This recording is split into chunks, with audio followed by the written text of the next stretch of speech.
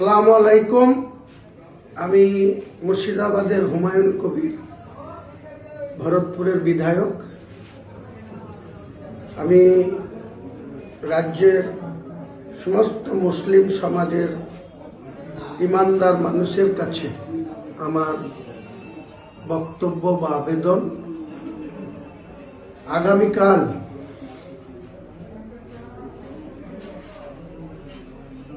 মরাদিঘি পীর সাহেবের মোড়ের কাছে NH এর ধারে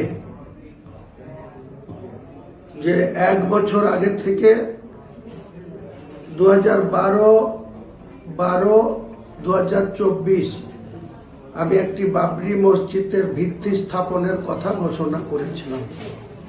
সেই ঘোষণা অনুযায়ী আগামীকাল 6 ডিসেম্বর 2025 শনিবার বেলা ঠিক 12টার সময় একটি মঞ্চ তৈরি করা হচ্ছে। সেই মঞ্চে 400 জন মুফতি, হাফেজ, কারি, মৌলানা, এক কথায় কোরআনের যারা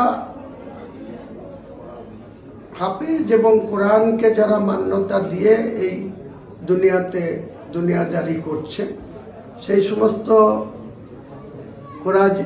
কোরআনের হাফেজ, মুফতি, মৌলানা, কারি সাহেবদের উপস্থিতিতে প্রায় 400 জন এই ধরনের লোকের উপস্থিতিতে আমরা সেই আমাদের যে 33 বছর আগে 6 ডিসেম্বর 1992 সাল যেভাবে বাবরি মসজিদটা মুসলমানদের আবেগ, মুসলমানদের যে অন্তরের ভিতরে যে ক্ষত, 2% উগ্র হিন্দুত্ববাদ করসেবকরা দিনের আলোতে সারা দিন ধরে প্রকাশ্য দিবালোকে প্রশাসনের সামনে, প্রশাসন নির্বিকার ছিল, তাই সেদিনকে এই বাবরি মসজিদের ধাঁচা বা বাবরি মসজিদের ইমারত 2% করসেবকরা ভেঙে ফেলতে পেরেছিল বা তারা তাদের সার্থকতা লাভ করেছিল। তারপরে অনেক আইনি জটিলতা, সেই জটিলতার মধ্যে শেষ 2019 সালের নভেম্বর মাসে মহামান্য সুপ্রিম কোর্টের বিচারপতিগণ যে ঐতিহাসিক রায় দিয়েছিলেন, তাতে বলেছিলেন যে রামলালার জায়গায় বাবরি মসজিদ প্রতিষ্ঠিত করে গিয়েছিলেন বাবর সম্রাটের সেনাপতি মীর বাকি। তো সেই বাবরি মসজিদ 400 বছরের বেশি সময় ধরে উত্তরপ্রদেশের অযোধ্যায় খাড়া ছিল। সেখানে নামাজ হতো, সেখানে মুসলমানদের একটা গর্বের মসজিদ ছিল। সেই মসজিদটা 1986 সালে রাজীব গান্ধীর প্রধানমন্ত্রী থাকাকালীন মসজিদটাকে তালা বন্ধ করে দেওয়া হলো, লক করে দেওয়া হলো, মসজিদের নামাজ পড়া বন্ধ হয়ে গেল। তার ঠিক 6 বছর পরে PV নরসিংহ রাওয়ের প্রধানমন্ত্রীত্বের কালে 1992 সালের 6 ডিসেম্বর কিভাবে উগ্র করসেবকরা এই বাবরি মসজিদকে ভেঙেছিল আপনারা সবাই লক্ষ্য করেছেন, দেখেছেন। তাই আমি মুসলমান সমাজের মানুষের কাছে বলছি, ইমানদার মুসলমানদের কাছে বলছি, কোনো মুনাফেকের কাছে আমি এই আবেদন করছি না।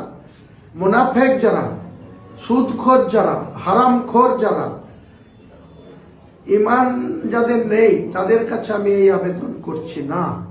প্রকৃত ইমানদার মুসলমানের কাছে আমি আবেদন করছি যে কালকে এই পবিত্র যে মসজিদের একটা ভিত্তি স্থাপন হবে, কাজ কবে থেকে শুরু হবে? ইনশাল্লাহ মুসলমান সম্প্রদায়ের মানুষের সহযোগিতায়, তাদের আর্থিক সহযোগিতায়, তাদের মানসিক সহযোগিতায়, তাদের সশরীরের সহযোগিতায় আমি আগামী দিনে কামিয়াবি হব বা এই মসজিদ গঠন করব ইনশাআল্লাহ। এই মসজিদের সাথে সাথে, বাবরি মসজিদের সাথে সাথে একটি ইসলামিক হসপিটাল, একটি মেডিকেল কলেজ, একটি মুসাফিরখানা যেটা হোটেল কাম রেস্টুরেন্ট, এছাড়াও একটি বিশ্ববিদ্যালয়, একটি পার্ক, একটি হেলিকপ্টার নামার হেলিপ্যাড স্থায়ী, এগুলা আমি 25 বিঘি জায়গার উপরে NH 34 বেলডাঙ্গা 1 এবং 2 বর্ডার এলাকায় এটা স্থাপন করব ইনশাল্লাহ। আল্লাহ নিশ্চয় রাজি আছেন। আল্লাহ রাজি থাকলে আল্লাহকে খুশি করার জন্য গোটা মুর্শিদাবাদ জেলা না, গোটা বাংলার মুসলমান না, গোটা ভারতবর্ষের মুসলমানদের এই আবেগ, যেভাবে উগ্র কর সেবকরা এই মসজিদ ভেঙে ফেলেছিল, সুপ্রিম কোর্ট কোথাও বলেনি যে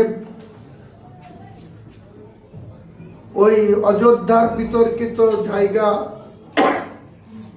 যে বাবরি মসজিদ ভাঙা হয়েছিল, তারপরে আর তার নামে বা বাবরি মসজিদের নামে কোথাও মসজিদ করা হবে না। সুপ্রিম কোর্টের অনারেবল জাস্টিসরা সেটা বলেননি। 2019 সালের নভেম্বর মাসে যে রায় এসেছিল তাতে পরিষ্কার করে বলা ছিল যে যেখানে বাবরি মসজিদ ছিল সেখানে রামলীলা কমিটিকে দিয়ে দেওয়া হয়েছে, তাদের রাম মন্দির হবে। রাম মন্দির হয়ে গিয়েছে। আদরণীয় প্রধানমন্ত্রীজি 2024 সালের 22শে জানুয়ারি সেটা উদ্বোধন করেছেন। আমরা তার কোনো বিরোধিতা করিনি, আজও করছি না, ভবিষ্যতেও করব না।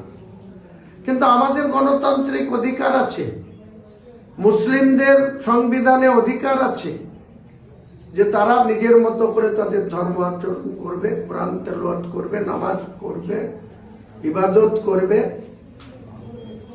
হালাল রুজি সেবন করবে, গ্রহণ করবে, হারাম থেকে বর্জন, হারাম রুজিকে বর্জন করবে, ন্যায় পথে চলবে, অন্যায়ের বিরুদ্ধে থাকবে, অন্যায় থেকে দূরে থাকবে, মিথ্যাচার থেকে দূরে থাকবে, সৎ পথে চলবে, হক পথে চলবে, ঈমান নিয়ে চলবে। আমরা মুসলমান, আমাদেরকে মরতেই হবে। আল্লাহ যেদিন আমাদের ডাকবে সেদিনই আমাদেরকে কিন্তু যেতে হবে।